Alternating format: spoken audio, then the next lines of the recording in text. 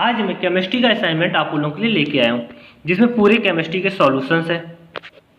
छत्तीसगढ़ माध्यमिक शिक्षा मंडल रायपुर ने जो क्वेश्चन हम लोग को दिया गया उसके आपके लिए सॉल्यूशन लेके आया। यदि आपको आज की क्लास अच्छी लगेगी तो प्लीज़ चैनल को सब्सक्राइब कीजिएगा और ज़्यादा से ज़्यादा फ्रेंड को शेयर कीजिएगा।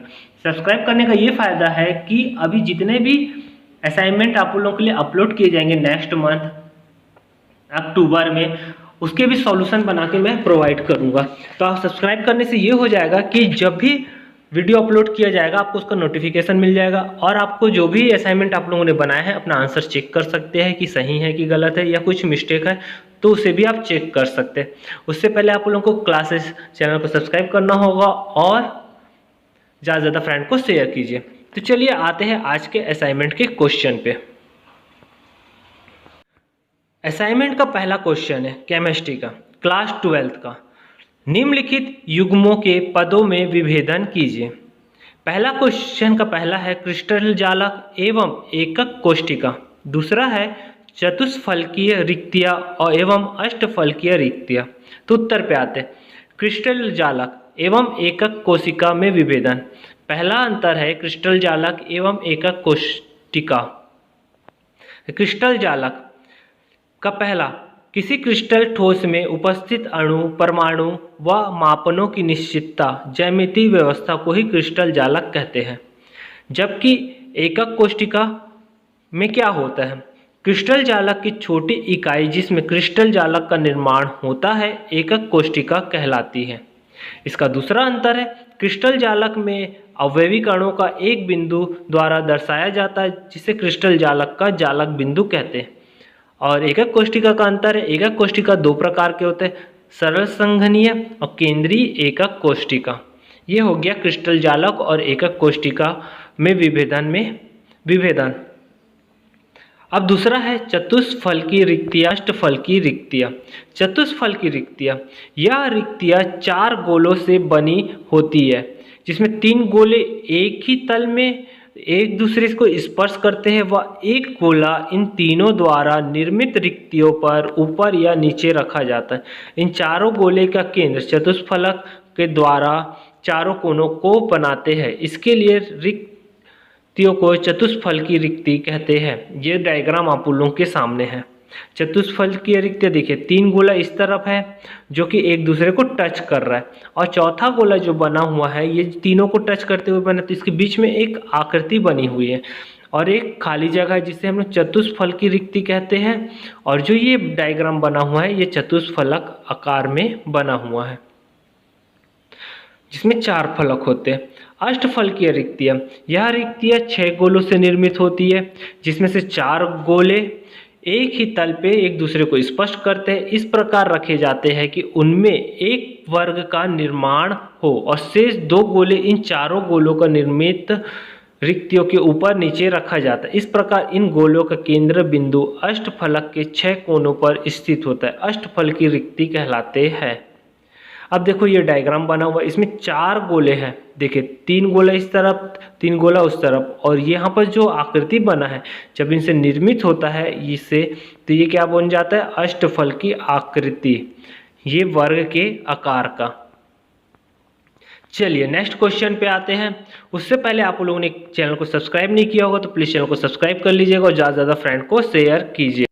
नेक्स्ट क्वेश्चन है, यदि 22 ग्राम बेंजीन C6H6 में 122 ग्राम कार्बन टेट्राक्लोराइड घुली हो तो बेंजीन एवं कार्बन टेट्राक्लोराइड के द्रव्यमान प्रतिशत की गणना कीजिए। ये बोला गया है।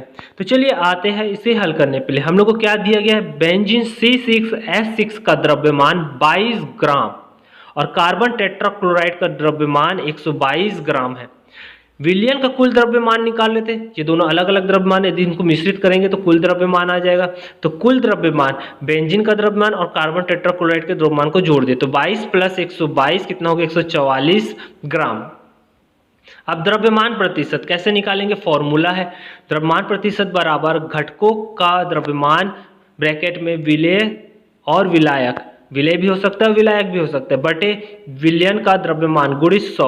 बेंजीन का द्रव्यमान प्रतिशत होगा बेंजीन का द्रव्यमान बटे विलयन का द्रव्यमान गुणित 100। तो 22 बटे बेंजीन का द्रव्यमान देखिए यहाँ 22 है और दोनों का योग 22 धन 122 ग्राम, ग्राम ग्राम कट गया तो 22/144 गुणित 100, प्रतिशत निकालना है तो 15.27। ये किसका होगा? बेंजीन का द्रव्यमान प्रतिशत।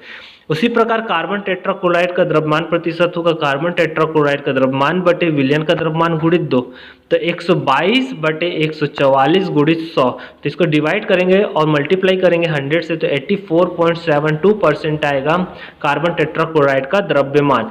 ये प्रश्न क्रमांक दूसरा हुआ। अब आते हैं प्रश्न क्रमांक 3 पर। क्या बोल रहे हैं? विलयन को परिभाषित कीजिए। कितने प्रकार के विभिन्न विलयन संभव है? प्रत्येक प्रकार के विलयन के संबंध में एक उदाहरण देकर संक्षेप में लिखें। तो इसका उत्तर क्या है? विलयन किसे बोलते हैं? सबसे पहली बात, विलयन जिसमें दो या दो से अधिक अवयवों का मिश्रण, समांगी मिश्रण विलयन कहलाता है। विलयन के प्रकार 3 प्रकार, गैसीय विलयन, द्रव्य विलयन और ठोस विलयन। तो सबसे पहले आते हैं गैसीय विलयन किसे बोलते हैं? जब किसी विलयन को गैसीय अवस्था में प्राप्त किया जाता है तो यह गैसीय विलयन कहलाता है। गैसीय विलयन के में विलायक की अवस्था गैस होती है तथा विलय ठोस, द्रव या गैस हो सकता है। अब जैसे कि इसका उदाहरण लेते हैं। उदाहरण क्या है? गैसों का मिश्रण वायु, जैसे कि गैस के वायु के मिश्रण में विभिन्न प्रकार की गैस मिश्रित होती है। विलय व विलायक दोनों अवस्था में गैस होती है। नाइट्रोजन हो गया, ऑक्सीजन हो गया, कार्बन डाइऑक्साइड हो गया, ये क्या है? गैसों का मिश्रण होता है। सेकेंड है द्रव विलयन। द्रव विलयन किसको बोलेंगे? जब किसी विलयन को द्रव अवस्था में प्राप्त किया जाता है तो यह द्रव विलयन कहलाता है। इस प्रकार के विलयन में विलायक द्रव तथा विलय ठोस, द्रव या गैस किसी भी अवस्था में हो सकती है। जल में घुली ऑक्सीजन, सोडा वाटर हम पीते ही है, कोल्ड ड्रिंक, यह इसका उदाहरण है कि विलायक की अवस्था द्रव है तथा विलय की अवस्था गैस है, जो कि द्रव में घुली होती है। कोल्ड ड्रिंक को जब हम खोलते हैं तो उसमें से गैस निकलता है, देखते हैं ना, तो ये क्या है? उसका उदाहरण है। लास्ट है ठोस विलयन। जब किसी विलयन को ठोस अवस्था में प्राप्त किया जाता है तो ठोस विलयन कहलाता है। इस प्रकार विलयन से विलायक की अवस्था ठोस होती है तथा विलय की अवस्था ठोस, द्रव या गैस हो सकती है। उदाहरण के लिए देखते हैं क्या हो सकता है। पीतल, 22 कैरेट का सोना इत्यादि। पीतल को हम तो जानते ही है, पीतल क्या होता है? मिश्र धातु होता है, अर्थात विलय तथा विलायक दोनों ही धातु होंगे। तो पीतल किससे किससे मिलकर बना था? कॉपर या जिंक का विलयन है तथा कॉपर ठोस अवस्था में वह विलयक है, वह जिंक भी ठोस अवस्था में ये भी विलयक है। तो ये हमारा हो गया प्रश्न क्रमांक 3। उससे पहले जिन लोगों ने चैनल को सब्सक्राइब नहीं किया वो चैनल को सब्सक्राइब कर लेंगे और ज़्यादा से ज़्यादा फ्रेंड को शेयर करेंगे। चलिए आते हैं क्वेश्चन नंबर 4 पे। परिभाषित करना है विशिष्ट चालकता और मोलर चालकता। विशिष्ट चालकता क्या है? विशिष्ट चालकता या स्पेसिफिक कंडक्टेंस किसी विद्युत अपघट्य पदार्थ के 1 घन सेंटीमीटर विलयन की प्रतिरोधकता का व्युत्क्रम उसकी विशिष्ट चालकता स्पेसिफिक कंडक्टेंस कहलाती है। इसे K से प्रदर्शित करते हैं तो K = 1/ρ, जहाँ K विशिष्ट चालकता और ρ प्रतिरोधकता है। किसी विलयन की विशिष्ट चालकता उसके 1 घन सेंटीमीटर की चालकता होती है। नेक्स्ट है मोलर चालकता या तुल्यांकी चालकता। किसी विद्युत अपघट्य के विलयन की तुल्यांक चालकता को मोलर चालकता उनकी विशिष्ट चालकता K व आयतन का गुणनफल होता है। तब इसको हम किससे प्रदर्शित करते हैं? मोलर चालकता या तुल्यांकी चालकता = K × V। V मिलीलीटर वह आयतन है जिसमें विद्युत अपघट्य 1 ग्राम तुल्यांक होता है। तुल्यांक विलय है।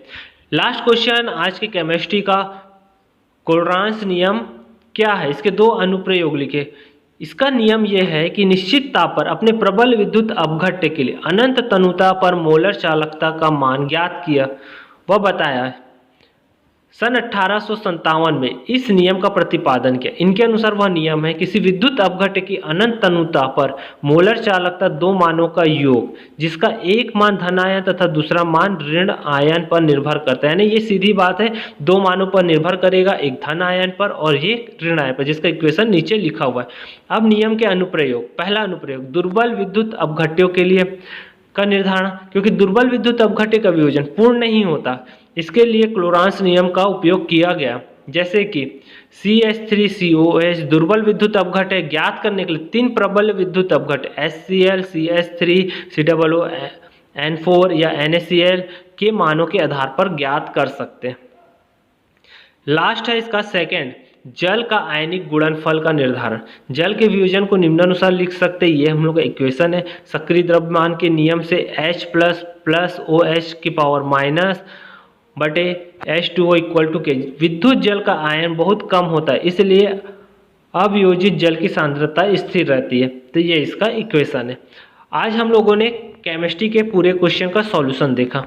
आप उन लोगों को ये क्लासेस कैसे लग रही है? यदि अच्छी लग रही है तो प्लीज़ चैनल को सब्सक्राइब कीजिएगा और ज़्यादा से ज़्यादा फ्रेंड को शेयर कीजिएगा।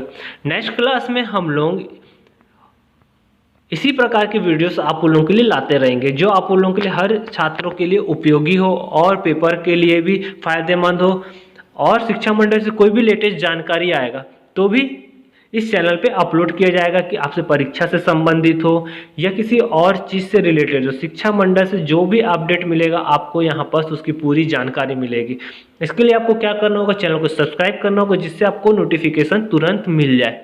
चलिए मिलते हैं नेक्स्ट क्लास में। Okay, thank you, bye.